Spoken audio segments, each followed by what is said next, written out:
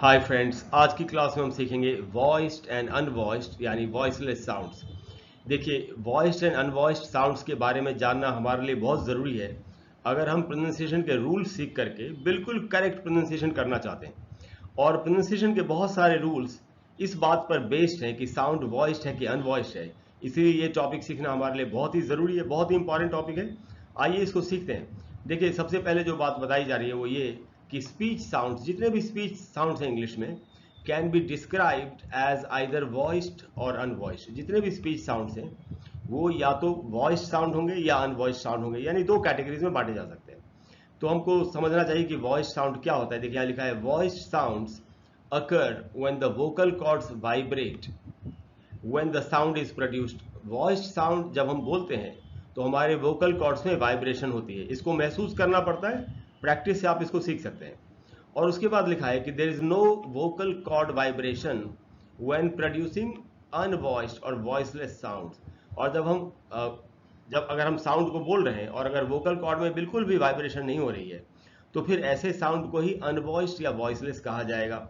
अब देखिए, यहाँ पर एक अगला पॉइंट है कि voiced consonants require the use of the vocal cords to produce their signature sounds, unvoiced consonants do not.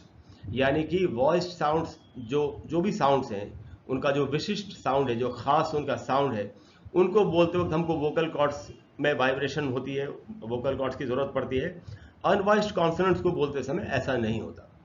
तो हमको कैसे पता चलेगा कि वाइब्रेशन हो रही है कि नहीं, उसका देखिए तरीका बताया जा रहा है कि व्हेन यू से अ साउंड, जब आप एक साउंड को बोलते हैं, gently put your hand on your throat.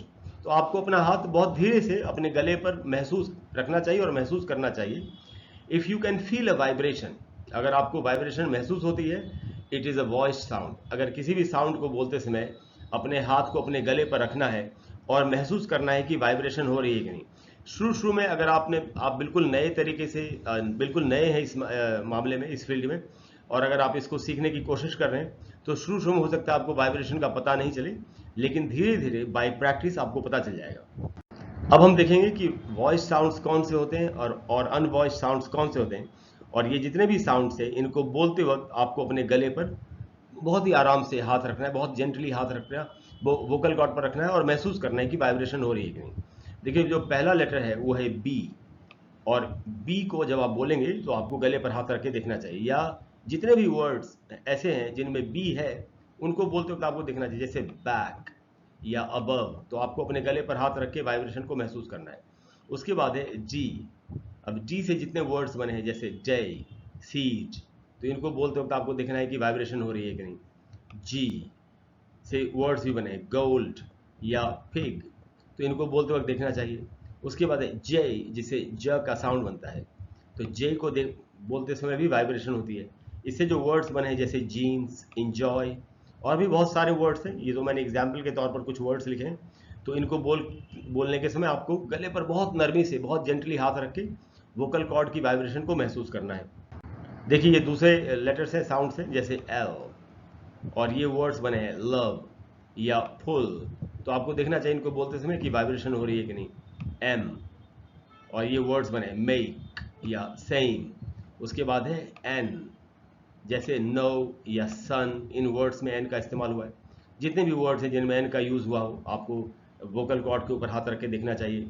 उसके बाद है ये एन जी, देख रहे हैं, इससे अंग का साउंड बनता है, ये उसका फोनेटिक सिंबल है। जैसे हम बोलते हैं सिंग या पिंक, तो उसमें ये साउंड आता है, अंग का साउंड। तो इसको बोलते समय भी वोकल कॉर्ड्स में वाइब्रेशन होती है।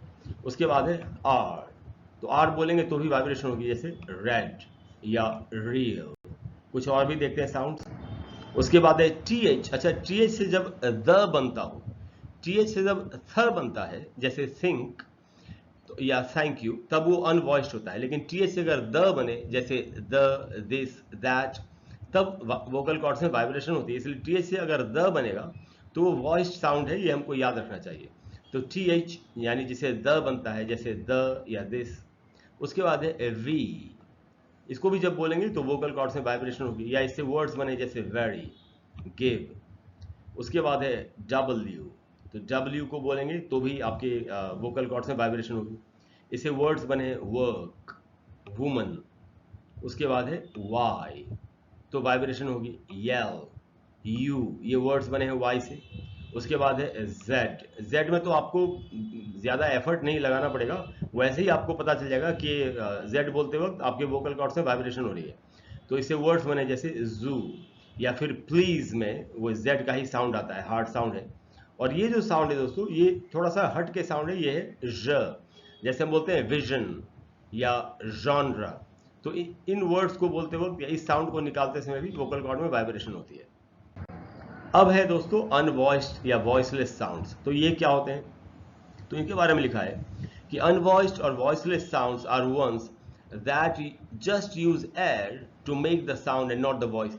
आप महसूस करेंगे कि जब आप इन साउंड्स को बोलेंगे तो सिर्फ हवा का इस्तेमाल होता है, यानी आपको अपनी जीभ का, टंग का इस्तेमाल करना है और हवा के सहारे आप इसको बोलेंगे। वोकल कॉर्ड्स का इनमें बिल्कुल भी यूज नहीं होता। तो देखिए, the following sounds are usually unvoiced. ये कौन कौन से साउंड्स हैं? जैसे CH से च बनता है, ये उसका फोनेटिक सिंबल है। तो अगर च का साउंड हो तो आप देखेंगे च बिल्कुल जीभ से और हवा से निकल रहा है, जैसे चांस, रिच। इस साउंड को बोलते समय वोकल कॉर्ड की जरूरत पड़ती नहीं है। जैसे एफ, तो आप देख रहे हैं बिल्कुल हवा का इस्तेमाल हो रहा है। एफ, स्निफ, फैन, ये जो वर्ड्स बने, तो इनमें वोकल कॉर्ड्स का बिल्कुल इस्तेमाल नहीं हुआ। जैसे खे, जैसे लुक या कैट, तो इन साउंड्स को बोलते समय वोकल कॉर्ड्स का बिल्कुल इस्तेमाल नहीं होता। जैसे ये साउंड है फी, तो अब इससे जो वर्ड्स बने जैसे फैन या स्किप, तो आप देखेंगे वोकल कॉर्ड्स का बिल्कुल यूज नहीं होता। एस, तो ये पूरा एयर का इस्तेमाल हो रहा है, हवा का इस्तेमाल हो रहा है। जैसे सी या सिटी में एस का ही साउंड है, स का। SH से श का साउंड बनता है, तो श भी बोलेंगे तो सिर्फ एयर का इस्तेमाल होगा, हवा का इस्तेमाल होगा। जैसे शी या फिश, तो इनमें वोकल कॉर्ड्स का बिल्कुल यूज नहीं हो रहा। टी अगर बोलना हो, जैसे टेक या वेट, तो आप देखेंगे सिर्फ हवा का, एयर का इस्तेमाल होता है। अब ये TH जो अब मैं पहले बता रहा था आपको, तो TH से अगर थ बने तो ये भी सिर्फ हवा का इस्तेमाल करता है। जैसे थिंक या ब्रेथ, तो इसमें भी वोकल कॉर्ड का इस्तेमाल बिल्कुल भी नहीं होता। दोस्तों, आप जानते हैं मेरे चैनल का नाम है learn English online with Krishna. अगर आपको आज की क्लास अच्छी लगी हो, आप चाहते हैं मैं आपको ऐसे वीडियोस और भी देता रहूं, तो प्लीज वीडियो को लाइक करें, चैनल को सब्सक्राइब करें, शेयर करें। Thank you so much.